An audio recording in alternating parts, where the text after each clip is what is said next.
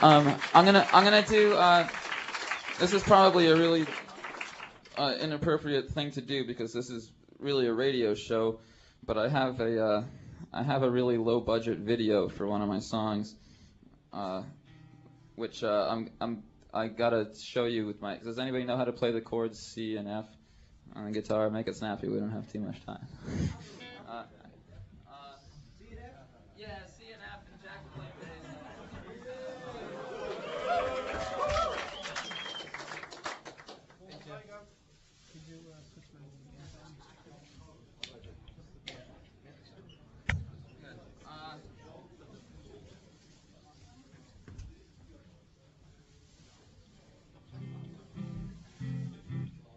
So just follow Jack, and I don't know how many people can see this out there in radio land.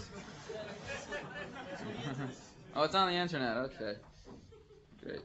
I would have dressed better if I'd known that. Ready? Hey, what's going on there? Jack, does it have a rhythm? Well,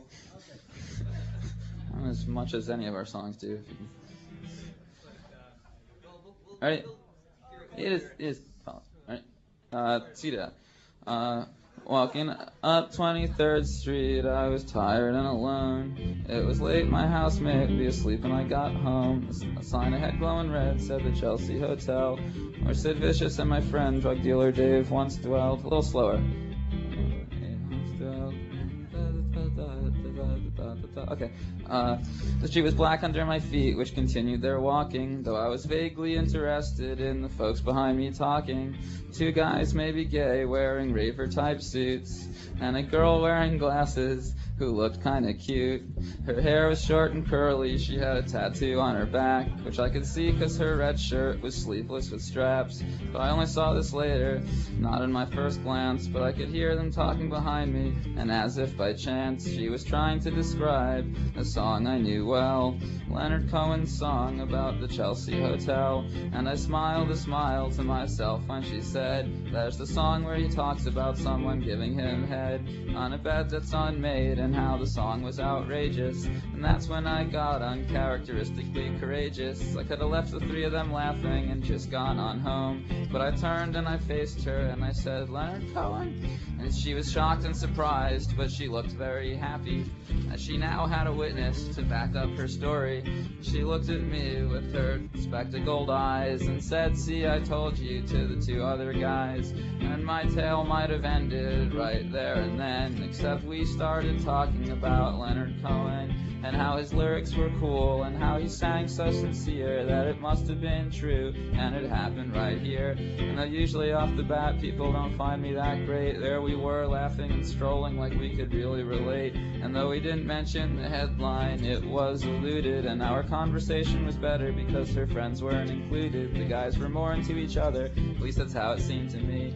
I heard the faint knocking of opportunity, although it's easy for me now, upon my looking back, to think of all the things I could have said to make me the max. Just keep the sad truth in mind as I tell this to you, that we really only talked for a minute or two, and I never got her name and she never got mine, but in those couple of short minutes we had a pretty good time. And then on top of that, although you might not believe it, this is what she said to me next.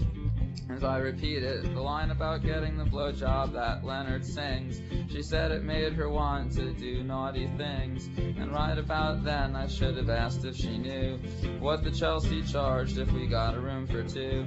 But I didn't, and I know I'm a schmuck, don't you doubt it. The only thing I did was write this stupid song about it. But if I was Leonard Cohen or some other songwriting master, I'd know to first get the oral sex and then write the song after. 'Cause you can practice writing songs about romance every day, but if you haven't loved, then you'll have nothing to say. We could have given each other head on Leonard's same unmade bed, but I was too shy to suggest it, and so instead, when the three of them stopped to look through a pub window, I said goodnight, although I hadn't quite meant to, and waved as we walked, although I wouldn't forget her, especially since she mysteriously said, see you later.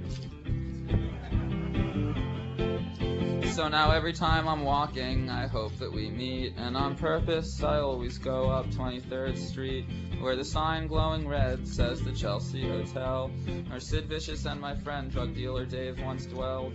But life doesn't work out the way it does in old songs. That's why we sing new ones, to say what really goes on.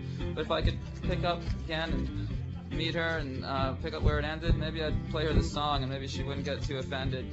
And sit there a minute and I'll tell you why. There's more to this situation than meets the eye. Because you might think that it's sad and you might think it's pathetic that I sing this song and that she'll never know it.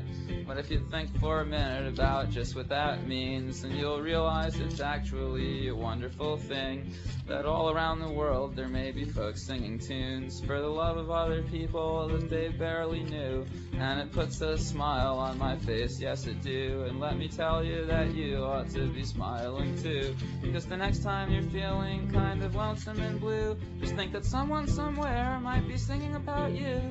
So who knows, if I ever find her again, we'll see. This whole time she could have been singing about me. Probably not, but it could be.